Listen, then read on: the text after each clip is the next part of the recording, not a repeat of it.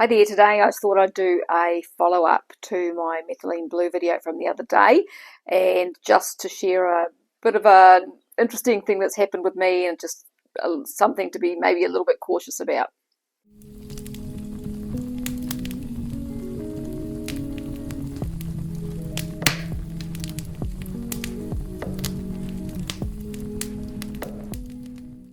Hi there, my name is Sue. If you've not visited my channel before, I talk about the carnivore diet lots, and I also like to kind of dive into some other topics around health and nutrition.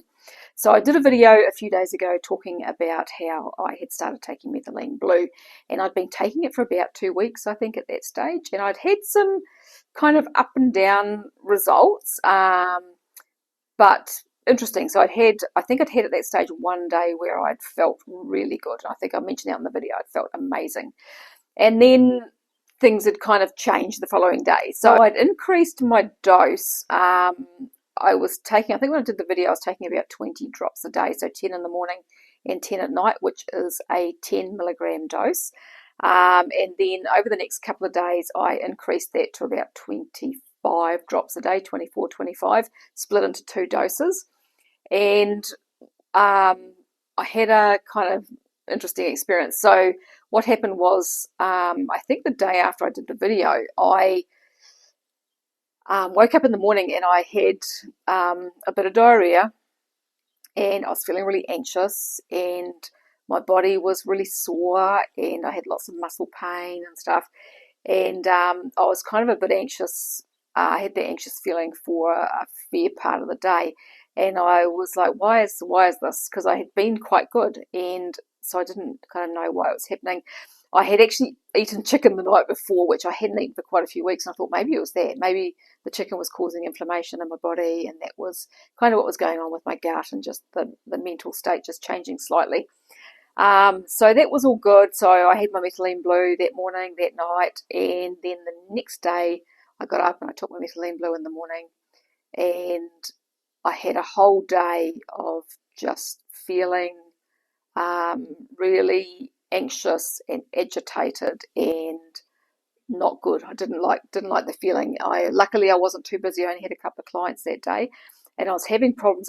My last client was someone who's actually kind of a friend, and I was having problems even communicating with her and having a bit of a laugh like we usually do. I was just kind of in this really weird headspace, and it reminded me of when I've smoked cannabis in the past. I don't like the feeling. It's like just this uncomfortable place with just anxiety, agitation, just not comfortable. Except with cannabis, that only lasts about an hour or 2 at the most. This lasted all day, and so there wasn't anything pleasant about it. It was just this yucky feeling, and so even like that evening when I had dinner, I was still feeling like that. And so I had taken my Methylene Blue probably about 7 or 8 in the morning. And what I found was I had dinner, and then I went and sat at the computer and started doing some stuff.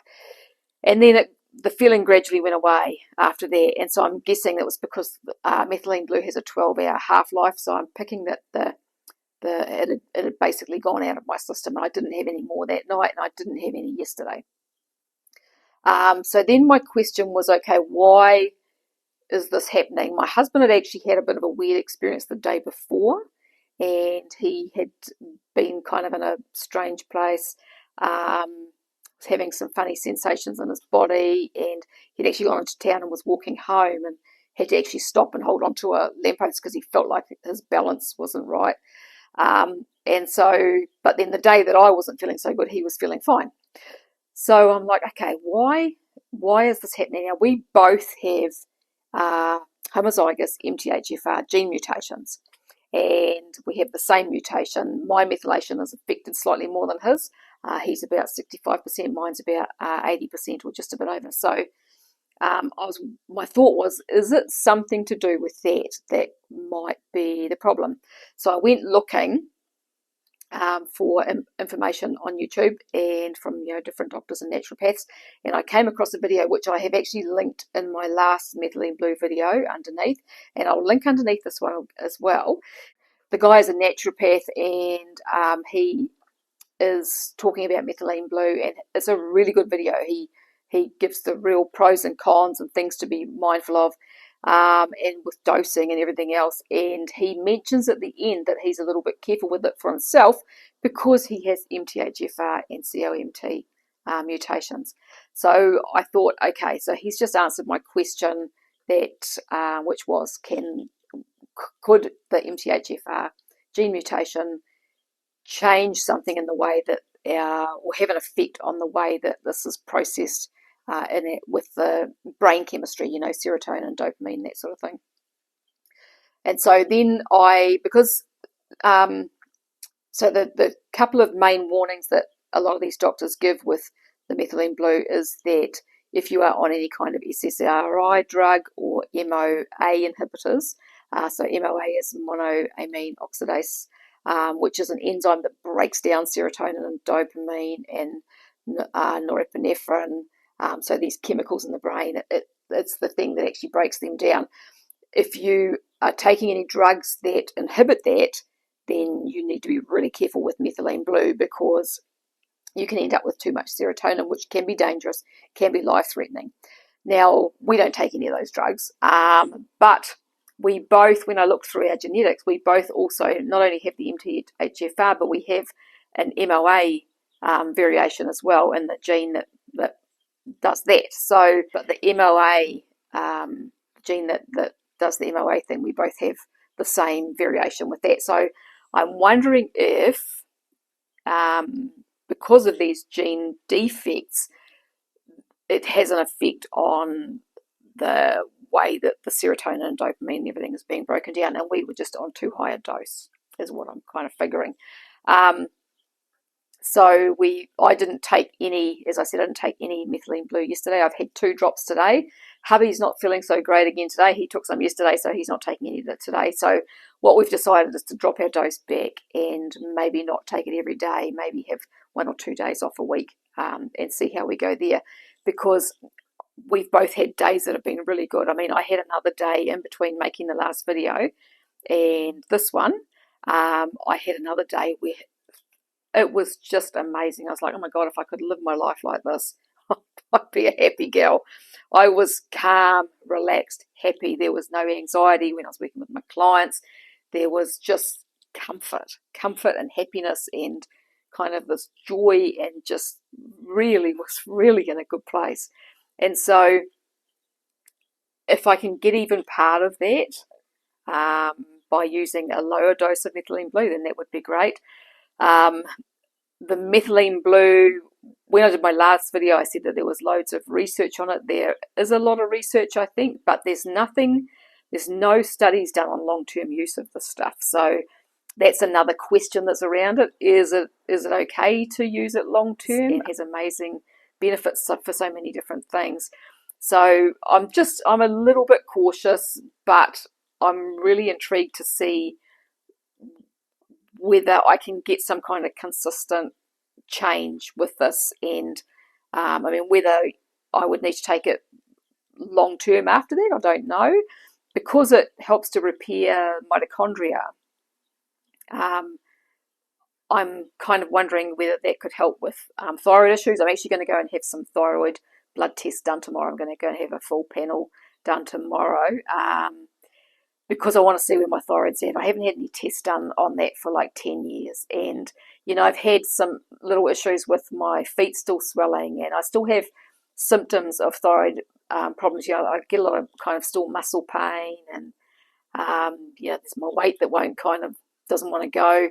Like I was saying in the last video about this, while I haven't had depression as such, I've been really flat for a long time. So, and the depression is a symptom of low thyroid as well. So I'm just hopeful that methylene blue might be able to help with that, and also, with the whole anxiety and fight or flight thing. So for me, that's the reason for persevering and wanting to keep going with it, and also having been exposed to the mold, because the mold has obviously probably contributed to the neurological stuff that I had going on. I still have this kind of floaty head thing that happens sometimes, even though I'm not having the dizzy spells, and not having the vertigo, which is great, but just still sometimes this kind of floaty head, not every day, but sometimes. And that, when I was taking the methylene blue every day, seemed to disappear. So that is obviously creating some kind of change there. So yeah, so that's what I wanted to talk about in this video. Just a quick video, just to say if you have MTHFR variations or the COMT gene issue or MAO gene genetic issues, it might be prudent to take it slowly and be a little bit cautious. We both kind of jumped in a bit fast, I think, especially hubby. But I started off slow, and then I ramped it up fairly quickly, and I think that was probably a mistake. There's a lot of people, when you look through the comments on some of these videos, like the video that I'll link to underneath this, there's a lot of people only taking 2 or 3 or 4 drops a day because that's all that they can handle. So I'm like, okay, so maybe that's kind of something to be mindful of, and less is often more, and so that's what I'm thinking now. So so that's my update regarding the methylene blue. I will do obviously more videos on this as time goes along, just see how it goes. So as I said, I took 2 drops today. I may take another 2 later on. I'm feeling okay. I was feeling a bit weird this morning, but I'm feeling okay now. So fingers crossed, arms, legs crossed. We'll see what happens. Okay, if you like this video, please make sure to subscribe. If you've got any comments or questions, pop them down below. I thank you very much for watching, and I'll talk to you again another day. Bye-bye for now.